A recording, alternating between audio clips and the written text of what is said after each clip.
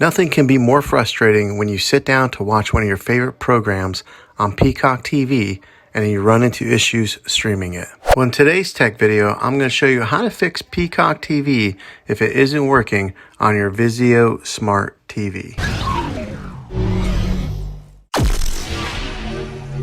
I'm going to show you a few really simple ways to try and solve your problem and get it back up and running again. The first one is the easiest one to try, and that is to unplug your TV from the wall outlet and wait 60 seconds.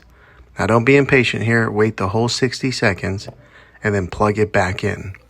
This is very different from turning your TV on and off with the remote control. This is what we call a hard reset of your TV, so make sure you try this method. If that doesn't work, then find your router that is giving you your Wi-Fi and unplug the power to that for 60 seconds. Then plug it back in. If that fixes it, great. If not, let's move on to the next method. Try deleting the Peacock TV app on your TV. Go to wherever the apps are located on your system and remove the app altogether. Then reinstall the Peacock TV app again. After you reinstall it, you might have to log back in with all your credentials, but hopefully this worked.